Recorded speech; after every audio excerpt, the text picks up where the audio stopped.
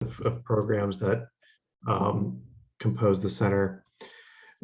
So, I think for today, the way I would describe the center is that we really do touch the lives of all Oregonians and protecting their health and safety in some manner.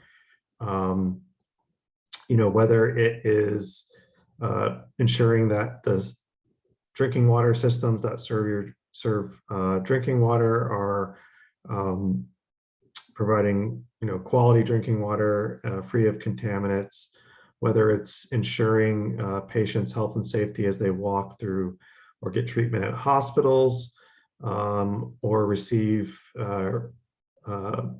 treatment from radiation emitting machines, to ensuring that we're working with counties and local public health departments in inspecting restaurants.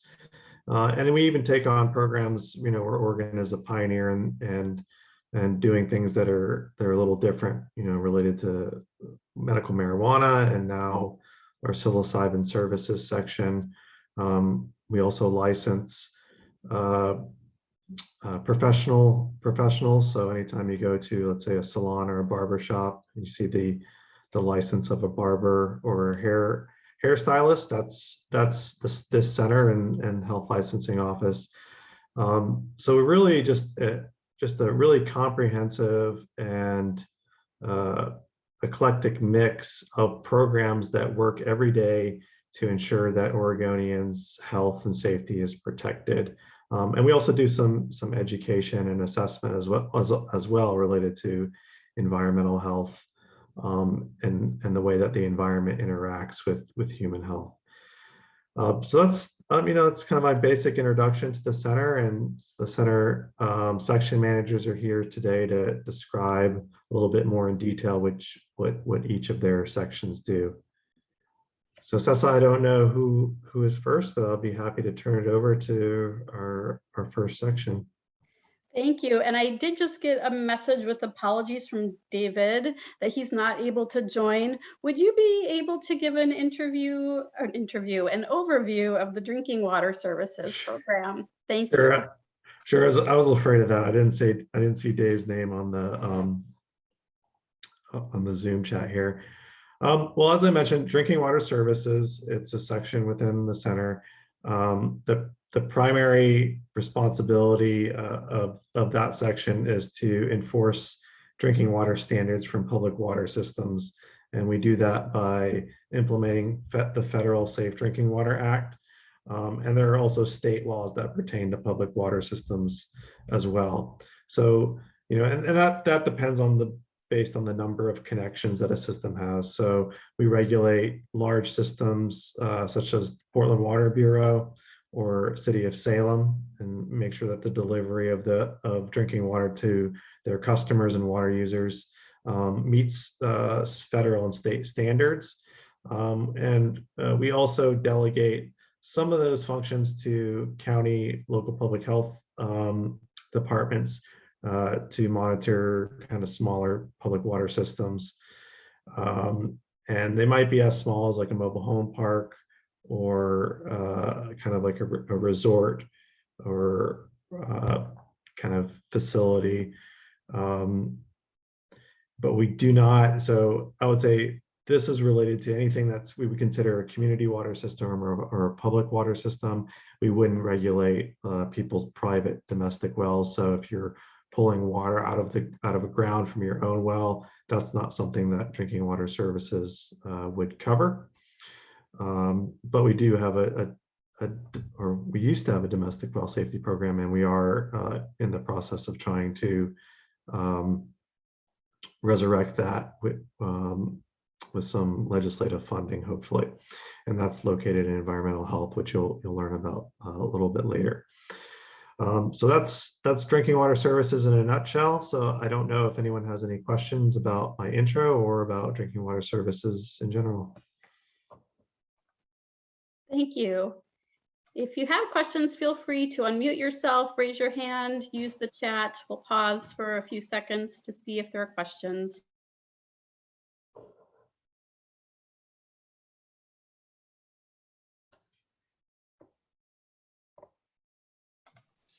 I'm not seeing any. Andrew, are you seeing any?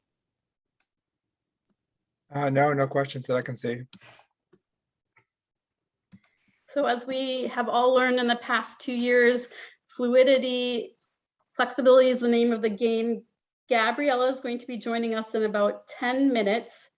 So I saw Dana here from Healthcare Regulation and Quality Improvement. And Dana, would you like to unmute and share?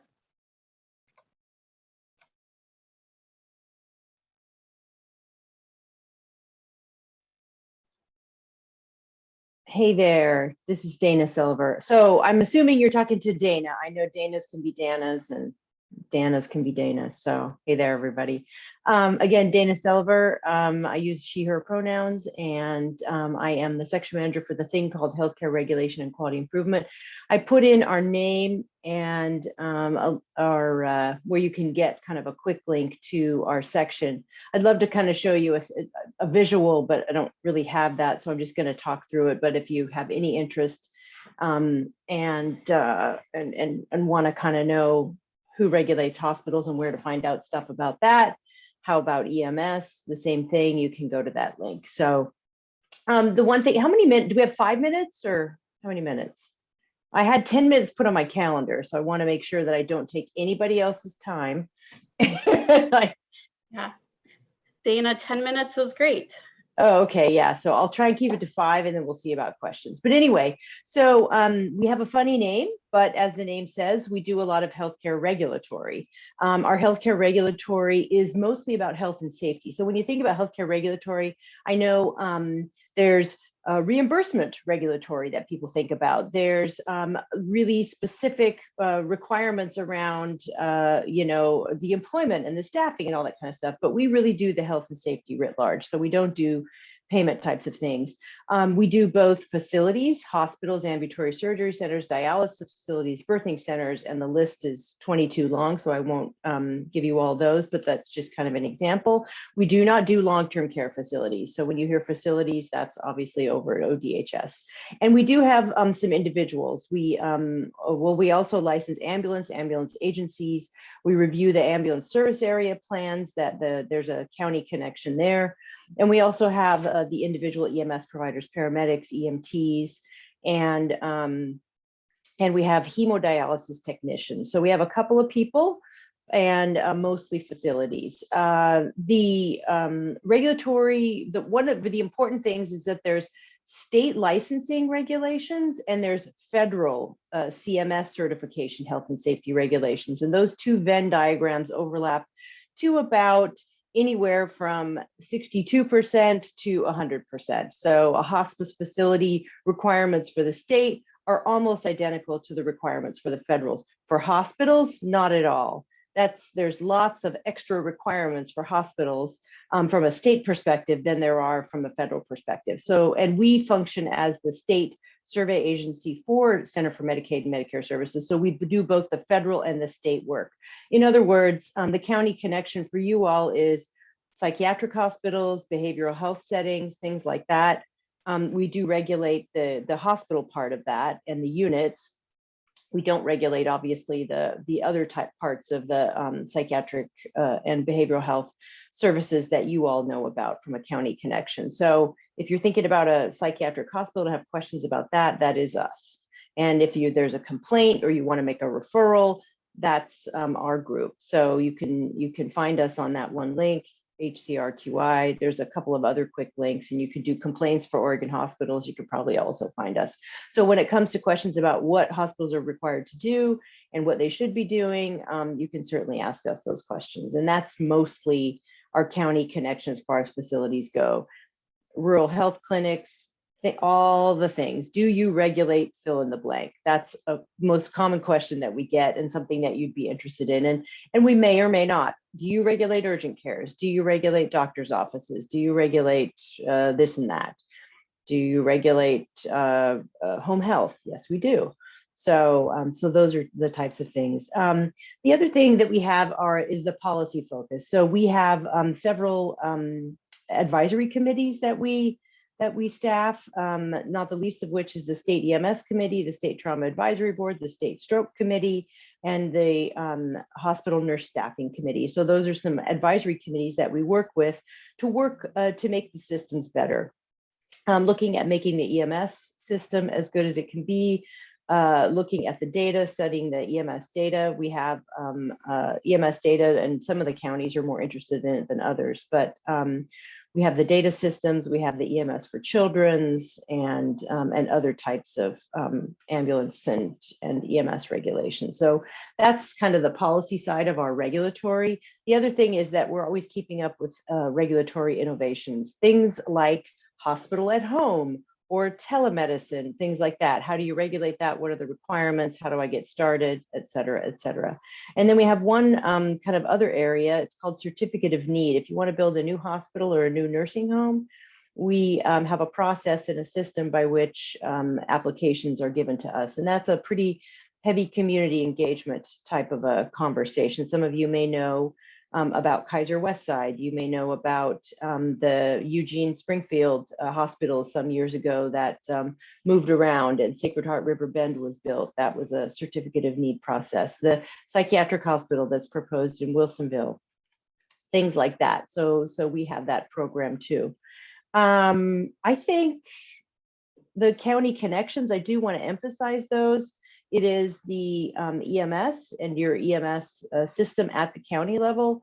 Any questions about regulations and what health and safety requirements are, sometimes we can refer you to the payment side of it and the behavioral health connections. We don't get a lot of calls from counties, but sometimes we do. Sometimes we get a referral, like something did not go well for one of your one of the clients that the county is working with in a hospital setting, in an emergency department setting. That's the most common for behavioral health.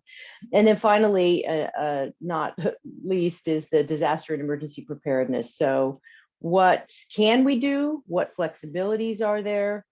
How can we work together? And how can we do it when you're talking about healthcare facilities, whether it's an ambulatory surgery center or a dialysis facility and the capacity for that service, or what's going on in the hospitals. So I'll stop there and just see if there are any questions.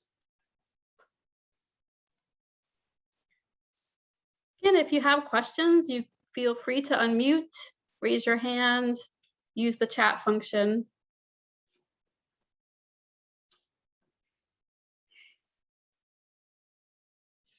You've noticed that this format's a bit quieter than the in-person format. Yeah, it always is. The rectangles are just all kinds of ways to be distracted to kind of, plus we can't even look each other in the eye, which unfortunately our biology still kind of gets us. If someone's really staring us in the eye, whether it's our cat, our dog, or someone who lives at our house, that gets our attention so much differently than little rectangles on a screen. So it's the modern way, and I can't wait to see people in 3D again. I had a question regarding your disastrous and emergency preparedness. Mm-hmm. Are there any resources as far as information in creating disastrous emergency preparedness at a local organization? For example, we're currently trying to figure out our own program. So would you be available, or are there any resources that could be available to be part of the information gathering process? And that's kind of a local effort, sort of a community that wants to get together and do some disaster preparedness. I would guess that the Office of Emergency Management might have better resources for that, because we do the health part of it, but emergency preparedness is global. It's your electricity, your water, and all those types of things. So the Office of Emergency Management, I would guess, has some pretty good resources. I also happen to know from where I live that counties and cities are pretty good about supporting local groups that want to get together and do emergency preparedness. So they sometimes even sponsor the meetings and will host them and facilitate them. So look at your city level, but if you want to look up, I would say the Oregon Office of Emergency Management, or our health security preparedness and response, also lovingly known as HISPR. We work with them, but it's really only the health side of it. So if you're looking at the health side of it, certainly, but I think globally, if you want to look at everything, all the ESFs, the emergency service functions, yeah, then the Office of Emergency Management might be a better place to go. And when you say health, you mean in a clinical sense of health? Yeah. So, but it's healthcare resources and all types of things. So that's health security preparedness response, which is in the Center for Public Health Practice. I can say that, yes, because we're the Center for Health Protection. So we're connected to them. We're actually on the same floor, and we have a lot to do with them because people always want to know from a regulatory perspective, can we do X? Can we open up a tent in our parking lot to do X? Can we open up an old warehouse and help people, can we work with people and discharge them to hotels and motels, post COVID, things like that. So that's how we connect. Thanks.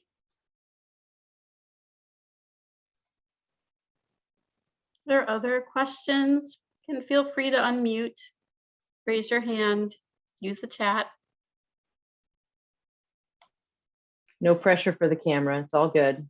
Sometimes we're not ready.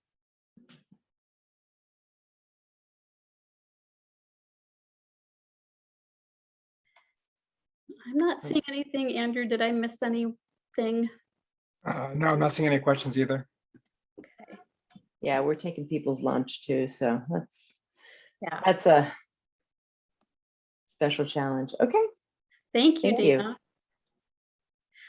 We are going to do a little agenda rearrangement. Gabriella's not yet here, but I see that Angela Albee is here from Oregon Psilocybin Services. And Andrew and I were just talking about how this is a new program since this orientation last happened. So Angela, when you're ready, would you please unmute? Happy to. Hello, everyone. Thanks for having us here today. My name is Angie Albee, and I use she, her for pronouns. And I'm the section manager for the newly created Oregon Psilocybin Services section. Again, we're in the Center for Health Protection, and we were created out of the passage of Ballot Measure 109, which passed in November of 2020 by Oregon voters.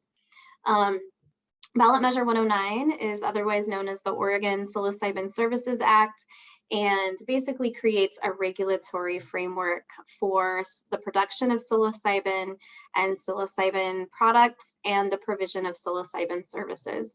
There's so much to say. I'll try to keep it very brief and open it up to questions for everyone. For those of you who are that might be wondering, what is psilocybin? Psilocybin is a psychedelic compound found in over 200 species of fungi, and has been a Schedule I substance under the Controlled Substances Act. Recently, and I say recently with hesitation because Indigenous communities have used psilocybin for centuries, and also, there is a lot of information available from those communities and also from even the late 1800s and early 1900s in certain research settings. But recently, within the past decade or so, we've had sort of a renaissance of research happening.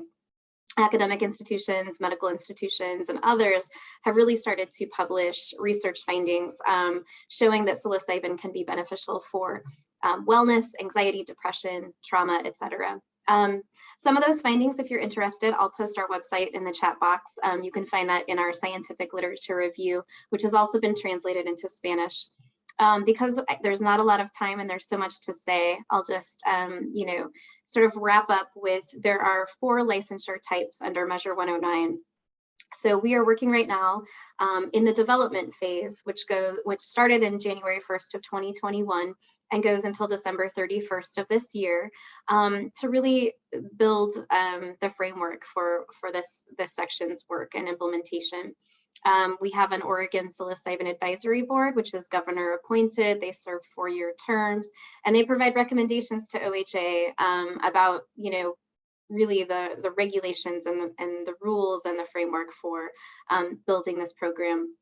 OHA will take those recommendations and also work with a rules advisory committee to determine rules, and we'll have those adopted by the end of this year. We will start accepting applications for licensure on January 2nd of 2022. as we develop out this work, it's really important to consider the ways that communities have been impacted, especially those impacted by the war on drugs, the disproportionate representation of people of color, specifically the Black community in the prison system based on Schedule I substances, and really working with communities to ensure that we're hearing from our partners, that we're listening, and that we're finding ways to ensure that people can access psilocybin services when it's appropriate. Again, they have to be 21 years of age or older, or also if they want to, become a licensee and enter the market. The last thing I'll say is we do have a number of public listening sessions. We had some in December. We'll have some this summer. We're going through rulemaking, and there's a public comment period that will be open. We'll have some public hearings, and you're really encouraged to go to our website and sign up for our distribution list. There's so much to say about this exciting work, and I do see that I have a question. So I'll kind of stop there, and I see Brett, you have a question. Hi, yes, thank you. Can y'all hear me? Yeah. Okay, great. I'm an AmeriCorps Vista, currently serving Tillamook County doing health promotion and engagement.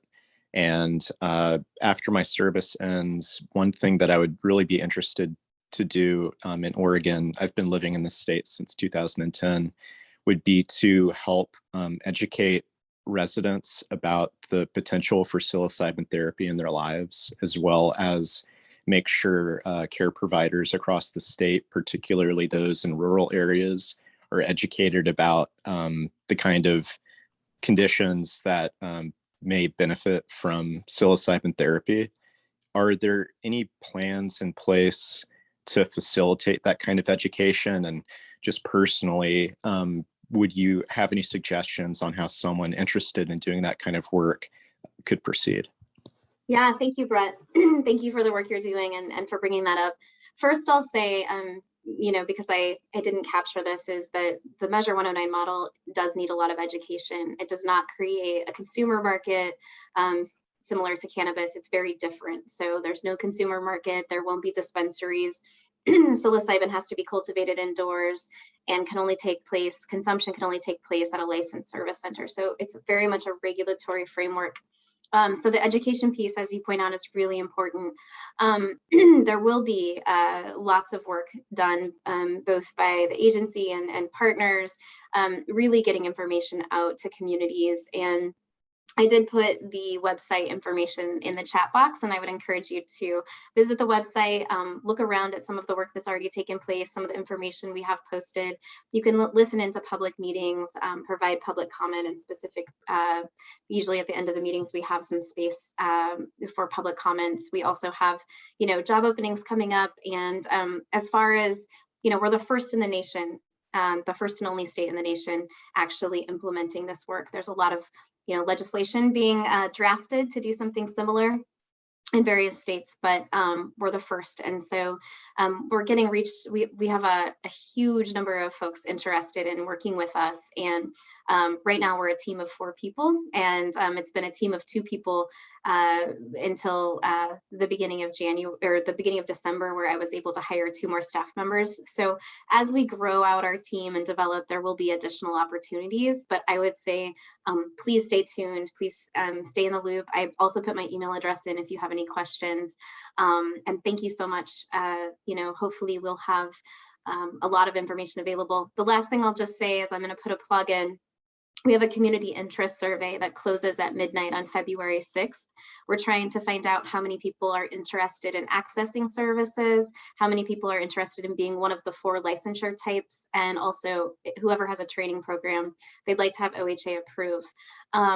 It's translated into Spanish, Vietnamese, Russian, Simple Chinese, Mandarin, and Somali. So, we're really encouraging folks to take that survey so we understand the environment and the landscape as we set up this work. I didn't even get a chance to really go through the measure very much, but if there's any other questions, I'm happy to take them. Or again, please visit our website or reach out to me also. Angela, I have a question.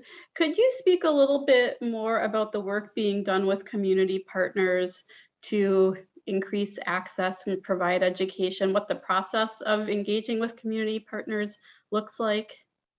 Absolutely. Thank you for asking that question. Right now, it's really important that we understand who's interested. So first and foremost, we're working with partners. If we have partners or organizations that reach out to us and say, we're really interested, they might have specific questions for us that we can answer. A lot of people have questions about details that we're unable to answer right now because we haven't adopted rules, and we will adopt final rules by the end of this year. We've had a number of opportunities that, I can come and present to certain, partners or organizations. We encourage folks to sign up for a distribution list where we're going to start really sending out quarterly newsletters, and also anytime there's more information or news, it also shows up on our website and goes out to our distribution list. We had public listening sessions in December. We'll have additional public listening sessions this summer, and we'd love to hear from folks, and really hear about their interest or comments or feedback as we set this up. We've done a lot of outreach. We're building our partner engagement list and kind of working through an outreach plan. So whenever there's a possibility for us to be invited to meetings and to speak, we'd love to do that. And then we have the community interest survey, where we're really just trying to get an overall holistic look at how many people are interested. Again, one of the challenges is that OHA doesn't have the statutory authority to control the cost of psilocybin services or the services provided by licensees. What we can do, though, is look at ways to ensure that we're applying an equity lens and working with partners and building from their comments and feedback as we set this up. So we're always open to that. We do have the public comment period that will take place for our draft rules, both in April from the 1st to the 21st, and then we'll have public comment period again in November. We send out like when there's a job opening, we send those announcements out to partners, and we've presented to Oregon's 9 federally recognized tribes through our government-to-government relationship and at different meetings. I would just say, please reach out if you're interested, or you'd like more information, or you'd like to work closely with us in some way. And then, throughout certain time frames, there will be events or information that's distributed that we're trying to get out to everyone. So that's another way. When we really start reaching out to partners, that's really important. Like, once we know, hey, we're interested, we'd like to see ourselves in Measure 109 and its work, then, of course, bringing people in and finding ways and different opportunities to engage will be a really important part of the process, now that we're getting our team developed and set up a little bit more. Thank you. If people would like to sign up for the distribution list, is that on the program website? Yeah, it is. So I put the website in the chat box, and if you look on the website, you'll see an orange button under quick links, right, kind of in the very top part of the page, and you can sign up for updates there. You can read the measure. You can listen to any of our public meetings, which are recorded, as well as our public listening sessions, and get more information about our upcoming rulemaking advisory committees, and also take the community interest survey, which is really important. Thank you so much. Thank you. I see that Gabriella was able to join and is here to talk with us about environmental public health. So Gabriella, when you're ready, please unmute. Great. Good afternoon, I think it is, everybody. Yeah, it's been back to back, so I wasn't sure where I was in the day. I am Gabriella Goldfarb. I'm the Environmental Public Health Section Manager in the Public Health Division. And let me just hit send on. I included in the chat a link to the Environmental Public Health website at OHA's website. And I will first say that, for the public, environmental health is a broad term. And so if you go to that website, I'll first tell you what I'm not going to talk about, what you may have already heard, or I see one of my colleagues, David Howe. We also include on this webpage programs that you're going to hear about from other section managers. David Howe you're gonna be hearing from him probably next or soon. He heads up the radiation protection services section.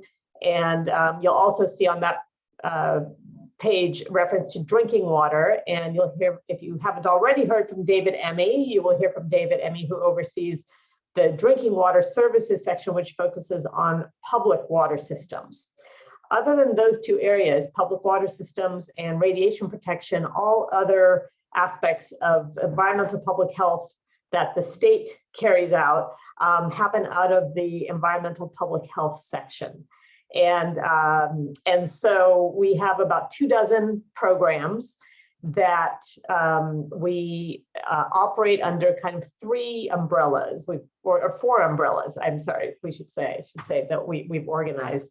One that a lot of partners out there might be familiar with is our food pool and lodging program, which is now kind of a standalone unit, one of 4 standalone units that we have within environmental public health. And the name is pretty explanatory. It's a regulatory program that licenses and inspects food pool and lodging facilities, those kinds of visitor serving facilities across the state. And is supported by fees that are levied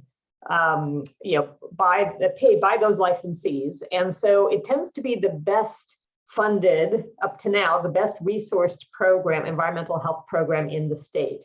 And they have an awesome program that is carried out in partnership with local public health authorities.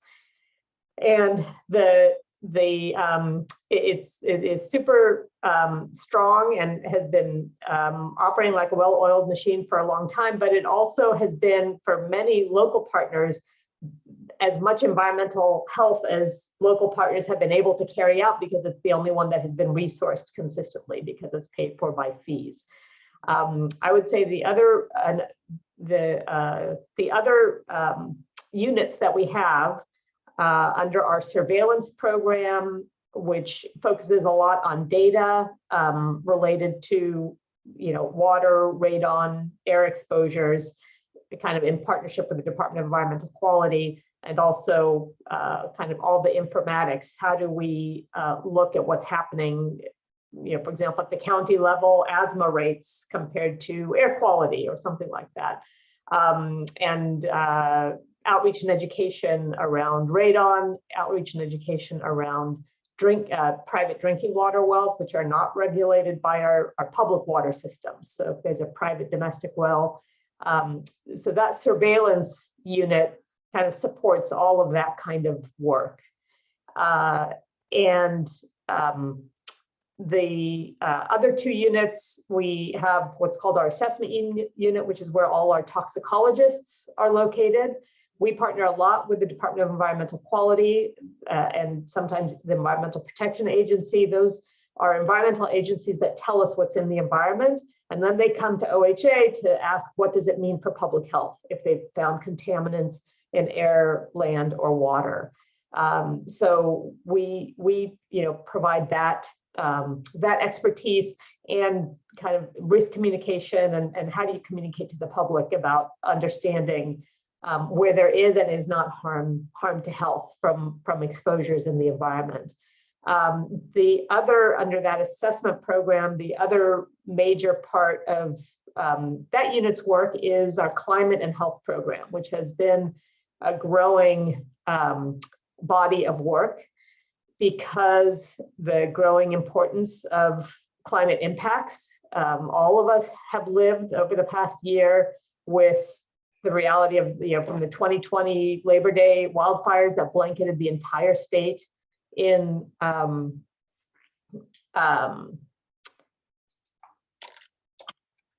smoke, to the ice storm that happened last winter, to the heat dome, I'm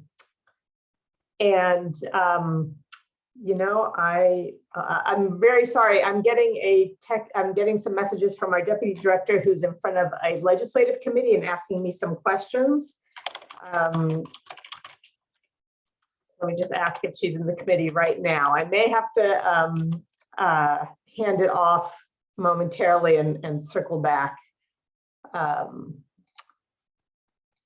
Sorry about that. Legislative session is on. Okay. No worries.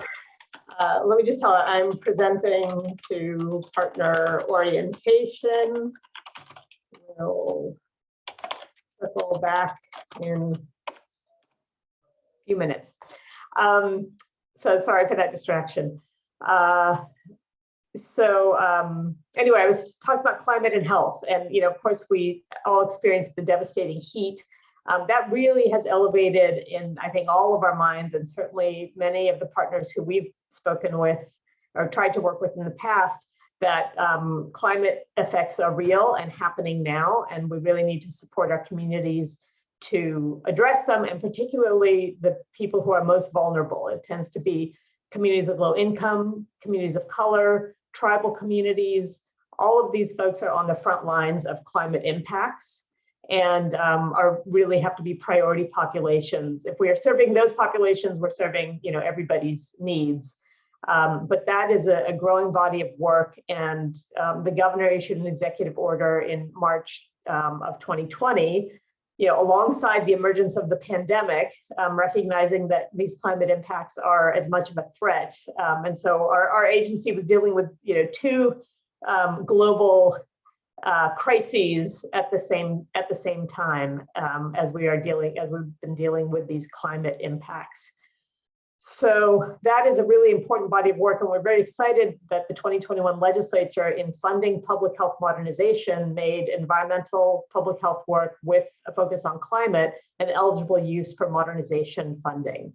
And this is going to finally, at the top of the conversation, I was talking about how historically for local partners, really it's been just food, pool, and lodging license fee funded work is the environmental work that we've been able to do. Now, for the first time, community-based organizations, local public health authorities, tribal health departments are going to get funding to be able to do this kind of non-regulatory public health work and have resources to assess what are the threats to their communities and develop plans and strategies and plans for addressing those threats. And that's going to take all of the public health modernization skills, of assessment and epidemiology, of equity and community engagement.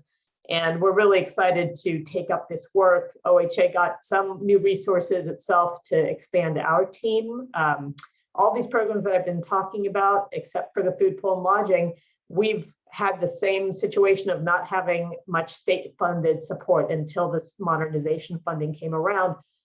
Nearly all of our funding, except for those food, pool, and lodging fee dollars, came from federal grants, which would come and go. And so the state is now making a commitment around environmental health, and we're going to have folks who can work on healthy homes and schools, the built environment, and land use, as well as climate and health. And we've had one environmental epidemiologist who has a great focus on air. We're now going to be able to bring somebody on who can focus on water. And part of what we are here for is to be a center of expertise and excellence to support all of you out in the field. And because most local jurisdictions aren't going to have a toxicologist or someone who specializes in all these other areas.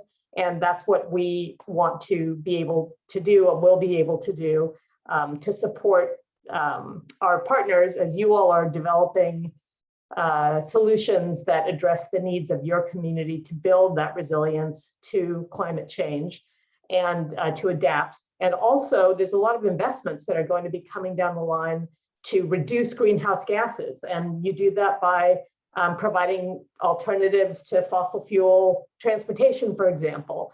And when you do that, when you do things like put workplaces and homes closer to jobs, or give people alternative ways to get around active transportation, which overlaps with our HIPCA-DIP, our chronic disease colleagues' priorities, you both help the climate and you also help people's health.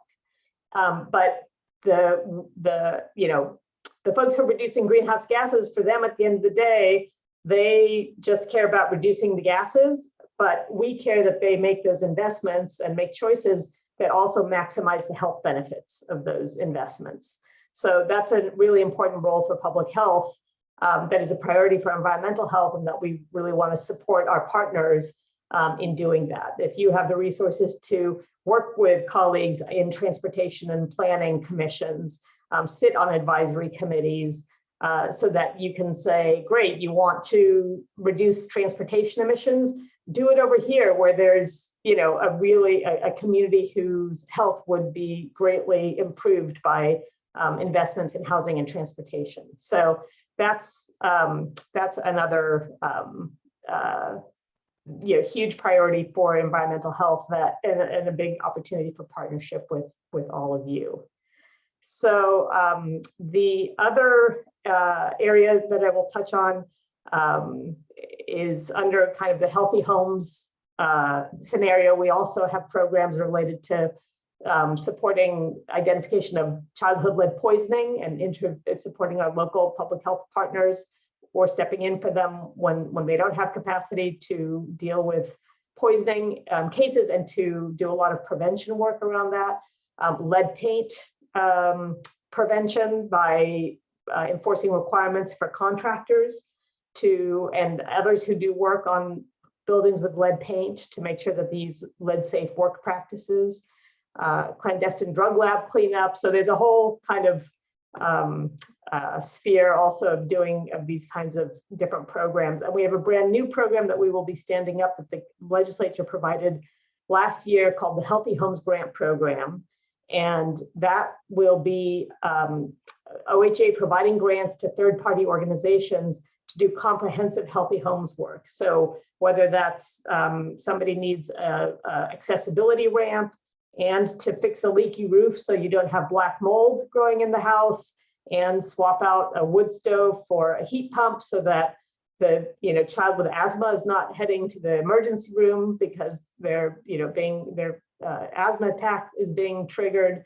That kind of whole house, healthy house approach is what this new program is going to encompass. And we'll be setting up a task force to help design the program, and we expect to adopt the rules for that late this year and start providing funds. So I think I will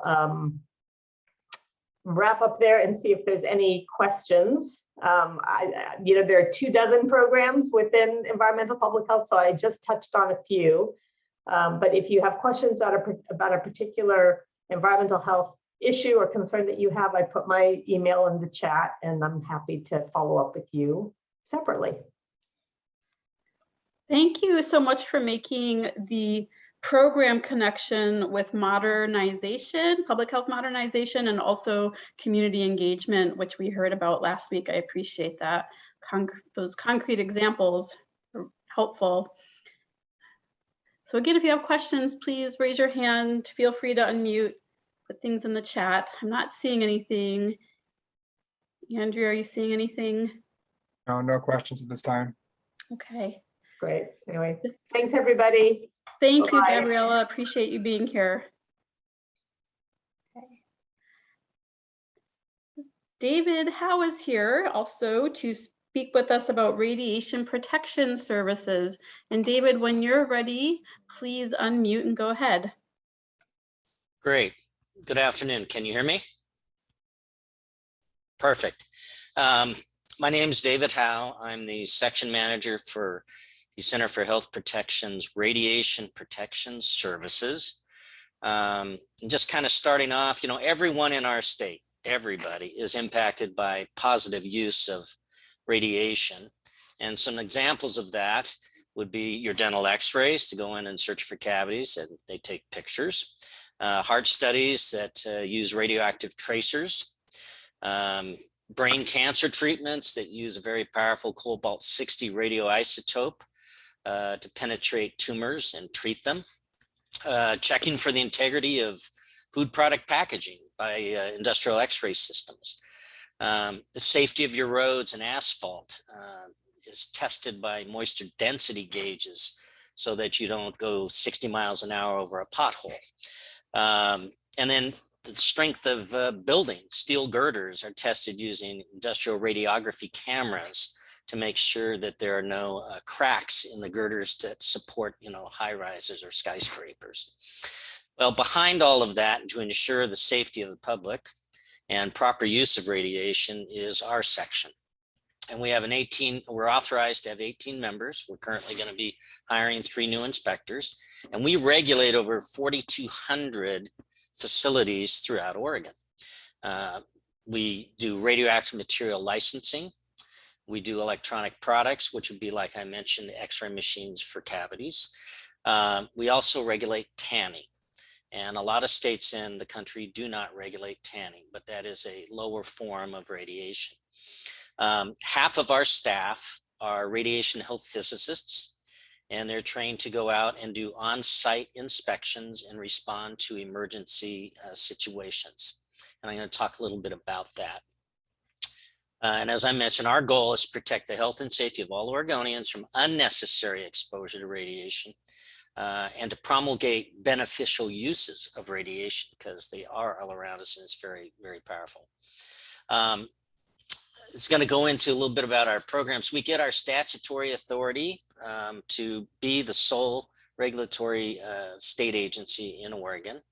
And we have sister organizations in every state in the country, okay? So we also have Oregon Administrative Authority to cite and impose civil penalties when warranted. We very rarely have to do that because most of the entities we work with are professionally licensed. So they have a lot at stake if they don't adhere to the regulations that we enforce. Tell you a little bit about the different types. We have about 400 radioactive material licensing facilities, and they're involved in everything from research, industrial and medical applications. We're also a partner with the Nuclear Regulatory Commission to license those entities. Our radioactive material licensees operate under a license that we create, and that defines who can use that license, whether it's a physician or a radiation therapist or a medical health physicist.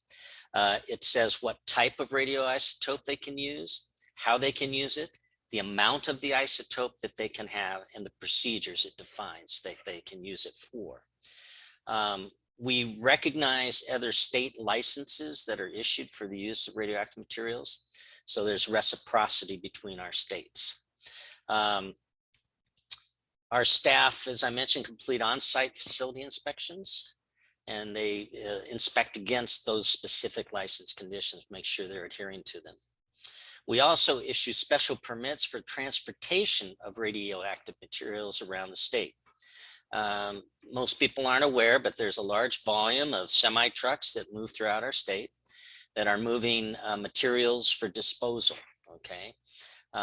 So if there are any incidents that occur, and on occasion it does, we are mandated by state law to be the field response unit for the Oregon Department of Energy. So we send out our radiation health physicists to help mitigate that situation, whatever it is, if there's a transportation accident. We're audited every 4 years by the Nuclear Regulatory Commission, make sure that our program has adequate staffing, that we're responding to all the emergency incidents in the state the way we should, and that we're conducting high quality inspections of the facilities that use radioactive materials. Our biggest program is X-ray facilities. And we have over 3,300 facilities in the state that use some form of electronically produced radiation. So if you think about that beyond dentists, that's your veterinarians taking X-rays of your animals. It's chiropractors, it's health clinics, it's hospitals, it's things like computed tomography machines, fluoroscopy machines, anything that produced by machine we regulate. The most prevalent form of X-ray machines are dentists. There's like over 700 dentists in Oregon that have one or more X-ray machines.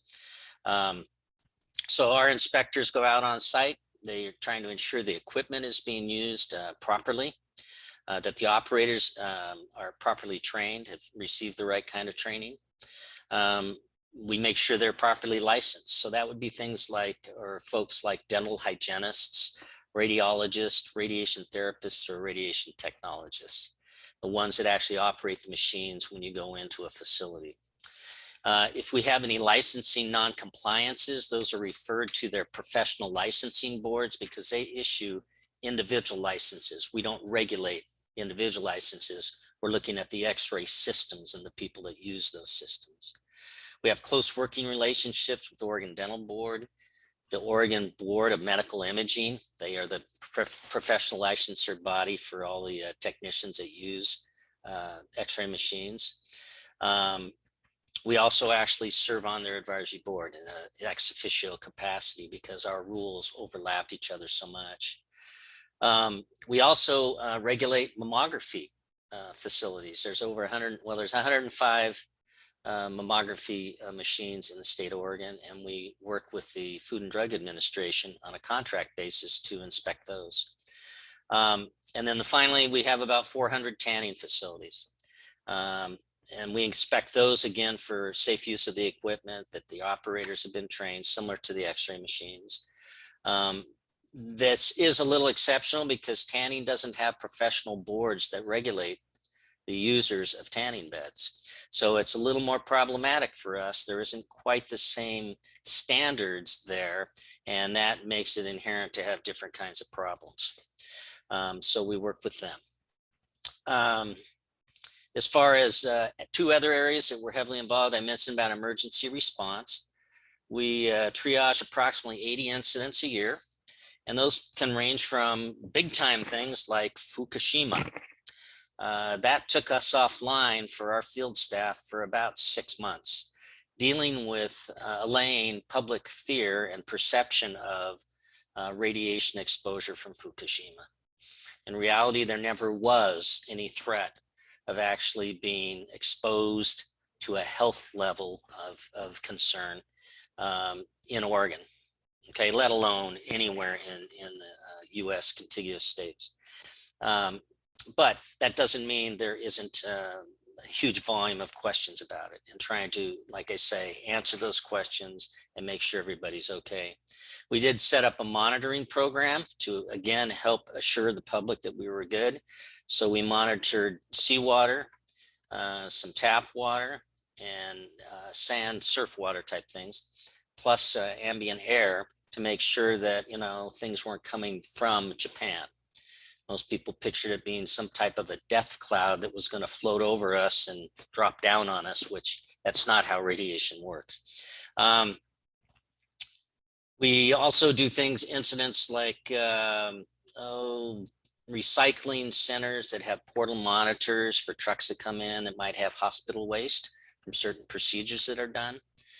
So when those go off, we make sure that you know, there aren't issues there and that they are disposed of properly. We also do have, there are medical misadministrative issues, and you wouldn't want to think this, but on occasion, wrong patients get wrong types of treatments. And whenever that happens, we look into that and we look for ways for them to correct as a facility or a licensee so that it doesn't happen again. So all of our radiation health physicists are trained to go out and respond to incidents like that. I mentioned about environmental monitoring. There is a national system called RadNet that most every state's a part of, and it just gives background information or background levels to ensure if there was ever a release, for instance, at a nuclear power plant, which we do not regulate, but it could still have a release and contamination issues that's come out of that. So we have an actual system on the roof of Portland State Office Building that monitors water and air, okay? And we submit that back to Tennessee. So overall, you know, RPS is engaged with numerous partners, you know, to carry out our mission. We do have a state radiation advisory committee that's representative of all our registrants and licensees, and they help us in determining new rules that need to be created or revision of existing rules. We have quite an effort to monitor emerging technologies, because every day new fantastical types of equipment is being created that benefit every one of us. So we have a process, and we're heavily invested in improving those for sale or distribution in Oregon. We want to make sure they're safe and that the people that are using them, again, are properly trained in radiation safety. And with that, I'll end, and if you have any questions.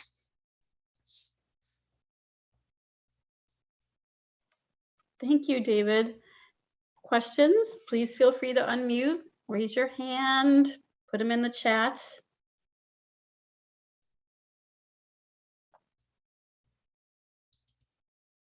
And I'm not seeing anything, and I'll double check with Andrew to make sure I'm not missing anyone. Andrew, am I missing anything? Nope, I don't see any questions either.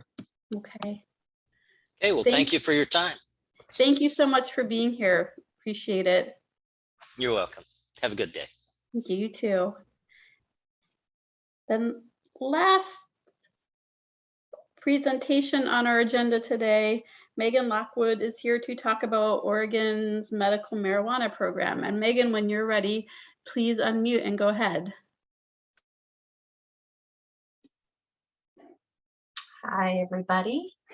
My name is Megan Lockwood. I am the section manager for the Oregon Medical Marijuana Program. The purpose of the medical marijuana program is to implement and administer the provisions of the Oregon Medical Marijuana Act and ensure that, Oregonians suffering from debilitating medical conditions have safe and well-regulated access to medical marijuana as a therapeutic treatment for those conditions. Our statutes are in the 475C chapter. They're also known as, I mentioned it before, the Oregon Medical Marijuana Act. We regulate marijuana by establishing effective registration, compliance and enforcement for dispensaries, growers, and processors. We provide compassionate and responsible access to medical marijuana products and define robust and comprehensive laboratory accreditation and testing standards. We currently have just over 21,000 patients registered, about 8,000 caregivers, just over 7,000 growers, about 6,000 grow sites. We don't have any processors registered with us currently, and we have only 2 dispensaries, which people usually find pretty surprising. Most dispensaries that you see are regulated by the Oregon Liquor and Cannabis Commission. So that kind of brings me to the oversight of the state regulatory programs. So we are housed under OHA, and we are responsible for medical marijuana growers, processors, dispensaries, patient card holders, laboratory accreditation, testing standards. We do a little bit of prevention and education, and consult on most of the retail retail cannabis. The OLCC, or the Oregon Liquor Cannabis Commission, they handle all the retail production, processing, and sales, labeling, concentration limits, laboratory licensing, and advertising restrictions. And recently, we've added the Oregon Department of Agriculture, who oversees hemp. So they do the hemp growers, hemp handlers, they consult on like food products such as edibles. They inspect processor kitchens, dispensary food handlers, and they consult on pesticide regulation. Some things the program does for health equity. We offer reduced application fees to our applicants. So patients who receive Oregon Health Plan or food stamp benefits, veterans, and those who receive supplemental security income all receive a reduced application fee. Some veterans, the fee is waived completely. The legislature has established a couple of years ago the Oregon Cannabis Commission. And so they provide advice to both OHA and OLCC on the administration of the Medical Marijuana Act. And for OLCC, they provide any advice on statutes pertaining to card holders. They're also tasked with ensuring patients have affordable access And they have 4 subcommittees that are focused on health equity, patient equity, research, and governance and frameworking. Legislation has also reduced some barriers by eliminating the annual attending provider statement for some disabled veterans. So our program is an annual program, which means every year they have to re-register. And that means that they would have to have a physician sign a new attending provider statement, which basically says what their qualifying condition is and that they recommend them for the program. But for some disabled veterans, they only have to do that once and they don't have to do it upon renewals. And we also, in the past couple of years, created an online application system for our patients, which has been very useful, especially since the pandemic. And just last year, House Bill 3369 passed, and that expanded providers who can recommend patients to the program. So since I think the inception of the program, which was back in like 99, you had to be an MD or a DO to recommend patients to the program. And now you can, as of this year, those 2, in addition to a physician assistant, a nurse practitioner, a clinical nurse specialist, a CRNA, and a naturopathic physician can now all recommend patients to the medical marijuana program. And some things we do to protect public health. We do grow site inspections. So we do routine inspections of our grow sites. We do anything that's complaint-based. We also work with OLCC to do some combined inspections because they have a little bit of authority for our grow sites that have 3 or more patients or growers registered at a location. They can perform the inspection because those grow sites have to use Metric, which is the system where they track and report, and OLCC oversees all of that. So they do or help us with some of that work. We also have a lot of laboratory testing that we're responsible for. And we test for concentration of THC and CBD, pesticides, chemical solvents, and we just filed rules to add heavy metals, mycotoxins, and microbiological contaminants to all testing requirements. OHA accredits labs to do the product testing and sampling, and OLCC licensed the laboratories. So again, multiple agencies doing several different pieces of cannabis in this industry. There's also some warning labels that are required. So labels require, there's things like for use by adults 21 and older, keep out of reach of children. There's some language where this product is not approved for FDA to treat, cure, prevent any diseases. There's also, we have a symbol that's required to be put on labels. It's a universal marijuana symbol in Oregon. So it looks like one of our leaves, like the marijuana leaf, and an exclamation point. And the leaf has like a bright red background to it. So it kind of stands out so that you know that you have a marijuana product in your hand. And then we also have a Cannabis and Your Health website. So this website has a lot of education where we try to educate the public about issues related to marijuana use. So it lists things like health effects for at-risk population, the Surgeon General's advisory, information for pregnant and breastfeeding women, how to talk to your children. Trying to think, there's a few campaigns that OHA has done that has been focused on youth and young adults that are on this website. And a lot of data and reports are also listed on it. So I'll stop right there. I think that about covers most of medical marijuana. Thank you. There is a question in the chat, which I think you responded to, asking about letters being required from healthcare providers endorsing medical conditions. So you talked about the recommendation needing healthcare providers to recommend patients for treatment, and you talked about recent changes where the folks being able to make those recommendations has become more diversified. Yeah, and the discount is just for, if I understand, I'm reading the question right now. To get the discount, so the discounts, they all range, but for like OHP and food stamps, we just have to verify it. We have access to their data systems where just, you know, high level access where we can see yes or no that they receive that benefit. And if so, then they qualify for the discount.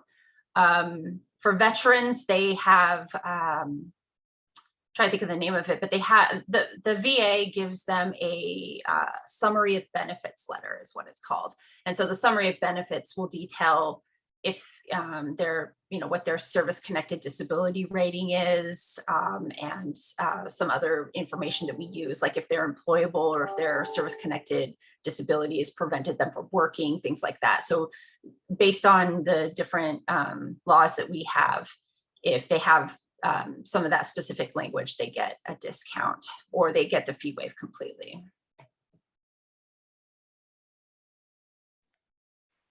Thank you. And I appreciate those examples of how the program is implementing health equity in terms of applications and reductions and fees. Great to make those connections with modernization and community engagement. Are there other questions? Feel free to unmute, raise your hand, use the chat.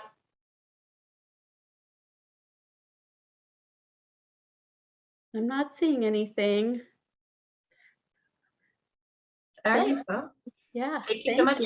Thank you for being here. We appreciate it. Thanks, everyone. Those are all of our agenda items for today. Next week, we will be hearing from the Center for Prevention and Health Promotion. So we'll be hearing from programs like WIC, Women, Infants, Children, Maternal and Child Health, Adolescent School Health, Injury and Violence Prevention, and Health Promotion and Chronic Disease Prevention. So we hope that you can join. And I did see the request from Lisa to resend the links, and I will for the upcoming sessions, and I will send those out. Thank you, everyone. Take care.